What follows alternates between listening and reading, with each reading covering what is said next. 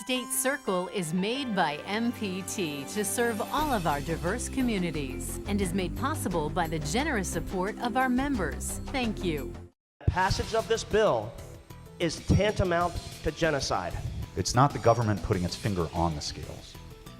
It's the government taking its finger off the scales and restoring to people like my mother the ability to make a decision for themselves, a final decision.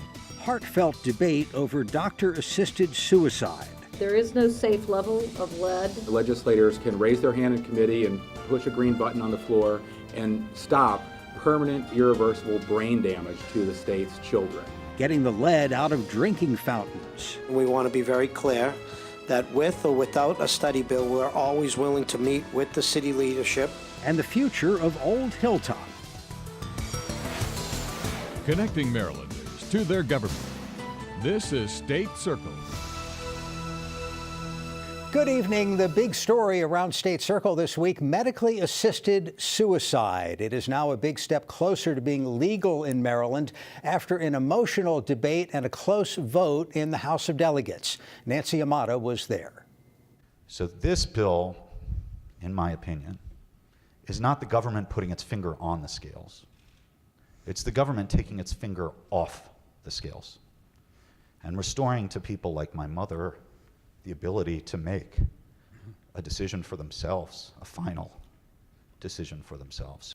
Delegate Eric Lutke, who once opposed medically assisted suicide, told fellow lawmakers he now supports the legislation after watching his own mother suffer from esophageal cancer. She did not die free of pain. She died in extraordinary pain. He says she tried to take her own life. And in reflecting on that, despite my personal hatred for suicide, I began to ask myself what right I had as a government official, and even as her son, to dictate to her how her life should end. On the other side is that passage of this bill is tantamount to genocide. The people that will be impacted, as the floor leader said earlier, are the elderly. Opponents are equally passionate and against the legislation that would allow anyone with 6 months or less to live to be able to personally request medication to end their life. 2 witnesses would have to sign off that they are of sound mind. There is no doubt the vulnerable, elderly, and disabled will get the clear message we are sending that dying is a solution like any other, and perhaps preferable. I have concerns, as do many, as the way the bill's written, in the details of it, where, people in poverty, people who might be in an elder abuse situation, the disabled, I don't think there's enough protections for them. Not to mention people with mental health issues. There's no screening for severe depression. Others oppose the legislation based on their religious beliefs. I believe that my Savior suffered and died for me. And I don't think that I have a right to skirt that moment in my life. Despite those arguments, the bill passes 74 to 66, a huge victory for supporters and bill sponsor Delegate Shane Pendergrass. This is the 4th year this bill has come before lawmakers. I think that in 5 years, people have experienced someone they love and understand that this might possibly be an option to help ease suffering for someone.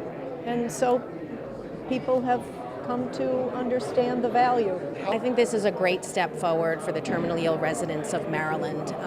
We are one step closer to having an end-of-life care system that's about compassion and autonomy, and that puts the individual in charge and not the government. The end-of-life option bill now heads to the Senate. Should it pass and get signed by the governor, Maryland would join 6 other states, including the District of Columbia, in allowing medically assisted suicide. In Annapolis, I'm Nancy Amata for State Circle. A proposal from Baltimore officials aimed at keeping the Preakness in Baltimore was heard this week. The bill was introduced on behalf of Baltimore City Mayor Catherine Pugh.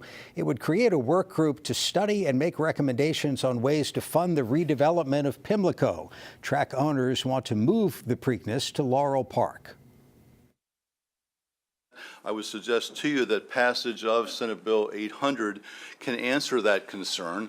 It can help determine costs, it can propose revenue sources, it can evaluate the positive economic impact of revitalizing a distressed community, and suggest that that's really in the best interest of the state. And we want to be very clear that with or without a study bill, we're always willing to meet with the city leadership and have never left the table. Contrary to public statements made by various individuals as property owners, we have never had any plans to leave the property without making investment in the community. We have repeatedly asked and offered to study any plan or presentation the city leadership might have, and to date, we have not been presented with a plan. The bill also includes a study of the economic impact of the proposed $400 million rebuild of Pimlico. Schools across Maryland have been checking drinking water for lead and finding problems. As Yolanda Vasquez reports, there's a move to redefine what is a safe level of lead. There is no safe level of lead, and in fact, the ingestion of the smallest amount of lead leads to learning disabilities and lifelong neurological impairment of children. The latest water cooler talk in Annapolis centers on what's bubbling up at drinking fountains and other water sources at Maryland state schools. I think we need to do everything we can to bring lead down. Which is why Delegate Jared Solomon has introduced a bill that would redefine acceptable lead levels found in drinking water. The bill would lower the threshold from the 20 parts per billion that we have in statute right now to 5 parts per billion. Solomon says that number is the FDA standard for clean bottled water. The legislation came about as Montgomery County completed lead testing at their schools this past summer. And in so many instances we saw there's about 1,200 outlets across the district that fall between that 5 and 20 window. And so, once you've put the numbers out there and parents can see in black and white what the water fountains or the sinks in their children's classrooms are testing at, they want to make sure that they're safe. Laura Stewart spoke of dangerously high lead levels to the tune of 700 parts per billion at some water sources in Montgomery County schools. Luckily, we've got those turned off. That's great. But we still have lead in our schools. Kids are getting lead in their water today. I'm pretty sure this is the only bill where legislators can raise their hand in committee and push a green button on the floor and stop permanent, irreversible brain damage to the state's children. So I can't think of a more important, more critical bill for them to take action on this year. This bill is merely a follow-up to another bill that was introduced 2 years ago that mandated the testing of all drinking water outlets for lead in Maryland schools. We've seen reports on a regular basis from almost every jurisdiction in the state that as they've tested more and more of the outlets in their schools, that in fact they're finding lead throughout. Delegate Stephen Lafferty says headlines tell the story of all the work that still needs to be done as the Maryland Department of the Environment continues testing lead levels at water sources throughout state schools. We did tremendous work in 2017 to start that testing and make parents aware of this, and now it's time for us to bring the level down to a safe place. In Annapolis, I'm Yolanda Vasquez for State Circle. Legislative leaders are backing a late proposal to spend an extra $1 billion over 2 years on education. It's seen as step one of funding the Kirwan Commission's report. Becomes the same week that projections for tax collections are being lowered. Charles Robinson reports. We have outstanding award-winning teachers. We just don't have enough of them. William Kirwan is passionate about the Commission on Innovation and Excellence, commonly referred to as the Kirwan Commission. Too many kids are going through our schools and not ending up with the knowledge and skills necessary to have successful lives and careers. He wants to fundamentally change how the educational system works. There are substantial costs to implementing these recommendations, but we also have to think about what are the costs of not doing this? What will it mean for our state if we don't change the current circumstances? Where's the money going to come from? I mean, that's the biggest issue as we talk about that. Certainly we want to make sure that our kids are educated, but this has a huge fiscal impact. Here's what the bill lays out. Increased funding in several areas, including special education, expansion of pre-K, assistance to schools with high concentrations of poverty, and teacher pay raises. Price tag, $325 million. My question as a budget person is we were told before we weren't spending enough when we weren't doing it. Thornton did that, spent a lot more. I would argue we were number one based on income, our inputs, but yet our outcomes didn't improve. So to me, I'm hearing it again. At present, fewer than 40% of high school seniors will graduate deemed college and career ready. According to the bill's sponsors, this is just a down payment on a 10-year odyssey. In Annapolis, I'm Charles Robinson for State Circle. A bill to increase the state's use of renewable energy was heard this week. The bill would set a goal for the state to get half of its electricity from renewables by the year 2030. The current goal is 25%. Electric ratepayers currently pay a subsidy, and that money goes to support clean energy startups. We've spent a lot of time in this state focusing on cybersecurity, biotech, and this state has provided a variety of incentives to jumpstart those industries. But clean energy presents a tremendous upside potential. We have the potential to create 25,000 to 50,000 jobs in the state of Maryland if we move forward with this legislation. We've lost $32 million in investment last year. We have the opportunity to have $10 billion in investment if we move forward with this legislation today. The legislation would require more offshore wind power, which is controversial in Ocean City. The proposed ban on polystyrene or styrofoam packaging is moving ahead in both chambers.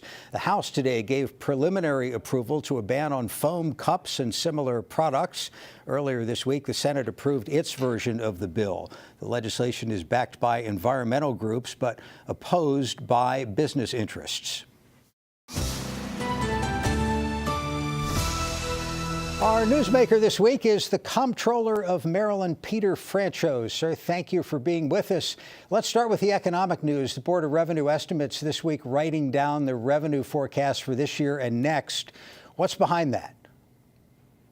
Well, this all comes from the federal tax cut that was passed in December 2017, and we're still estimating and measuring what the human response is to this big, major federal tax cut. And so we thought the conservative thing to do was write down the revenues for this year and next year for a total of $268 million. It's not that much. I know it sounds like a lot of money, but we've got a $17.5 billion budget. So it's well within the realm of reasonable, cautious, moderate, prudent behavior, which I always salute Governor Hogan and, frankly, for moderating somewhat the fiscal policies of the state. And the legislature, of course, seems to be falling into line also that, we need to be cautious about the upcoming recession that a lot of people refer to, or at least an upcoming correction. So I think it was a smart thing to do, and the legislature now and the governor can work out the final budget. Leaders of the legislature this week rolled out a approximately $1 billion plan for additional education spending between two fiscal years, part of the Kerwin report. Is there room for that in your judgment? Well, that's a decision for the governor and the legislature, but I urged everyone to put as much money into the rainy day fund as possible, and that if they have any money left over, put it into the pension fund so that we've got the fiscal stability of the state solid. And if we need money, we can take it out of the rainy day fund. Obviously, education is something we all support. It's the future. The kids need to be educated in order to have a good economy in the state of Maryland, but we also have to be able to pay for it. So tax deadline coming up. People have, I guess, 5 weeks or so to get their taxes in. What are you seeing so far in the early returns in terms of the refunds that are going out? Significant reductions in refunds because of the federal tax cut. It's a little bit complicated for your listeners, but if you take the standard deduction at the federal level, which has been increased dramatically, so a lot of people are taking that, you automatically lose individual deductions at the state level. As a result, a lot of individuals in the state of Maryland are paying $750 more on average in extra state taxes. And so the refunds are less and less, and the public is getting a little bit concerned about that. We've processed 1 million returns so far, sent out, I think, 600,000 or 700,000 refunds. So we're up and operating, knock on wood. We have another 2.5 million returns to come by, over the as you say, the next 5 weeks. But refunds are down substantially because of the federal tax cut. And it was explained to us recently that there's no easy way for Maryland to decouple. In other words, to let somebody take that higher federal standard deduction and yet still itemize on their state return, because the federal tax schedule that does that is something that you don't currently handle, the IRS does. Correct, and it would be prohibitive for us to, even if the legislature mandated that to us, it'd be impossible to monitor it because we don't do audits of individual Marylanders right now. We rely on the IRS to do that. We do corporate audits in our agency, but we would have to hire new platoons of auditors in order to properly implement individual deductions separate from the federal government on our tax returns. Now, the House of Delegates voted this week to take away some authority from your office. It would be moving the regulation of alcohol and tobacco out to an independent agency. What's your reaction to that? Well, I appreciate Governor Hogan, who at Board of Public Works meeting described this legislation as nothing but a petty piece of personal retribution against the comptroller of the state of Maryland. And that's what it is. They're trying to punish me for being outspoken in my advocacy for craft beer brewers in the state of Maryland. A wonderful sector, Jeff, that is almost $1 billion in economic activity. It could be $3 or $4 billion. It employs 6,500 Marylanders. It could double, triple that employment. And these are wonderful companies. But the out-of-state beer companies do not like these craft brewers. And as a result, as a result, they are defending the interests of Budweiser and Miller and Coors. And those are the big incumbent beer companies. They don't want to give up any market share to the craft brewers. I disagree. I like Maryland beer, made by Maryland employees, using Maryland agricultural products, producing innovative entrepreneurial products. The leaders in the legislature don't like the way I've been a supporter of these Maryland businesses. They're retaliating personally against me. They've done it for years, and it's never really affected me. In fact, it's made me the most popular Democrat, frankly, the most popular politician in the state of Maryland. So it doesn't hurt me politically, but now they have put in an effort to dismantle our nationally recognized elite enforcement team in the comptroller's office. And it's unbelievably costly, unnecessary, and basically outrageous. Sir, let me... But the main thing is that it's going to cut off, we are processing millions of tax returns. We're also protecting the state from financial thieves and criminal tax preparers and folks that are trying to get phony refunds. All of that's going to vanish. Sir, there was an editorial in the Capital Gazette today I wanted to ask you about, because their argument is that you brought this on yourself by overstepping the bounds of the comptroller's office. And really, if I can ask you just from an average citizen standpoint, the comptroller obviously takes care of the books and collecting taxes. Why should alcohol even be in there? Because we have historically regulated that as the tax agency. Almost all the other states in the union have the regulation of the alcohol industry lodged in their tax agencies, because the tax laws and the tax collection is intimately connected to the regulatory aspects of alcohol. All of the health issues that are concerned about alcohol overuse or underage drinking are handled by local county liquor statutes. But the legislature, just because they knew it would, I guess, get my attention, and I guess they want me to shut up and stop being independent and stop being an advocate of these Maryland small businesses, they've chosen to dismantle this elite group, and they're going to leave the state naked in the face of an onslaught of financial criminals all around the country that are going to descend on Maryland. and try to steal people's financial identities and try to submit false refunds requests for them, and do other activities like have criminal tax preparers getting everybody into trouble. Mr. Francho, we're the people that protect the citizens from this, and this legislation is obviously a major problem. Afraid we have to leave it there. Peter Francho, thank you for the time. Jeff, thanks very much. And we're back with a political roundtable right after this. I grew up in a small American farming town, didn't have a lot. I lived with 7 siblings in a single wide trailer. I just felt like, why couldn't life be better for me? I remember to this day, I turned on the TV and saw Les Mis on great performances. The music was so powerful. I believed that I can do that. It truly inspired me. Today I have a full-time career, but I also have a dream, to sing in a prestigious opera company. It takes work, time, dedication. Sharing my love for music with people gives me joy. PBS helped me think anything's possible. Now I really know what I want in life, and that's singing. PBS gave me the confidence to take a chance in myself.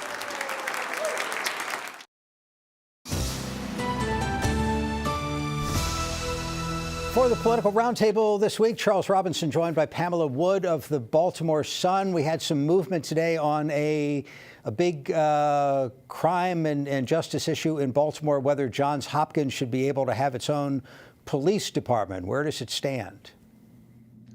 You want to give them the vote? Sure. The Judicial Proceedings Committee in the Senate voted this afternoon 9-1 to move the Johns Hopkins police force bill to the full Senate for consideration. Now, this would allow Hopkins to have an armed private police force of up to 100 officers to patrol their campus. One of the things that was interesting was the tenseness in this. 2 of the Baltimore Senate delegates are Jill Carter and Mary Washington. They said to the committee that they weren't heard on amendments they wanted. In fact, there were no amendments in the actual proposal that was put forth, but they said they're going to bring them on the floor. Yes, that's right. The Baltimore City Senate delegation had considered this bill the other day, and Senator Washington and Senator Carter said they wanted to make changes to the bill, but they were shut down. They didn't feel like they had a fair hearing. And in judicial proceedings today, they also didn't really get a good reception for their amendments. So Senator Carter said, I'm going to bring it to the floor and see what the full Senate wants to do. So that'll be on the Senate floor next week, I imagine, but the House hasn't moved it yet, so there's still the committee process to go through there.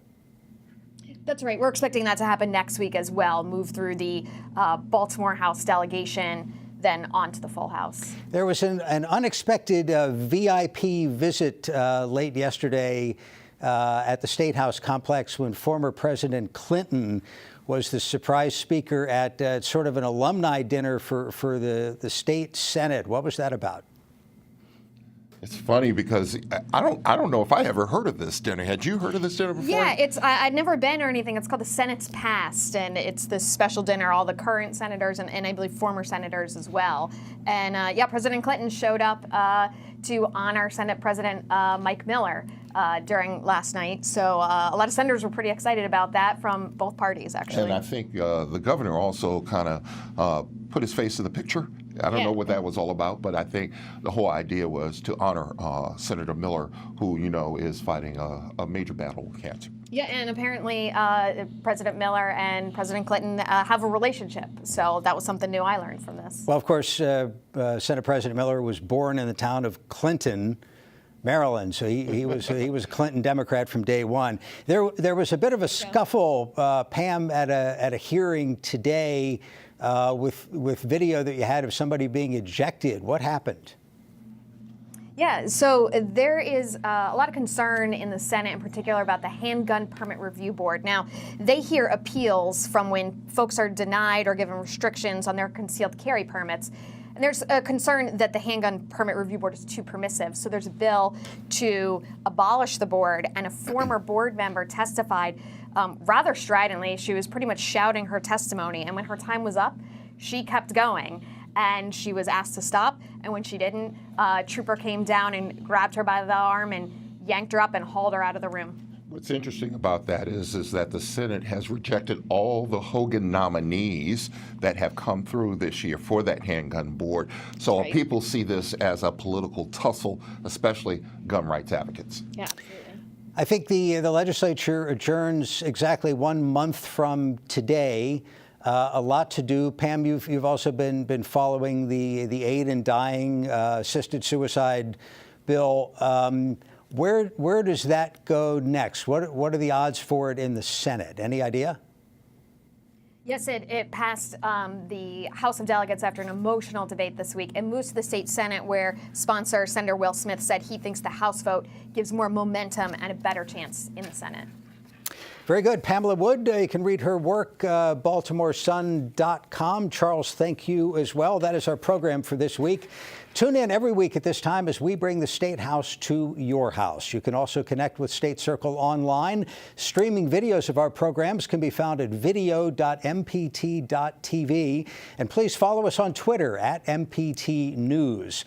Monday, 3D printing moves into the operating room. We'll learn how medical researchers are using this technology. That's Monday at 7. Now, for all of us at MPT, I'm Jeff Salkin. Thanks for watching State Circle, and have a good night.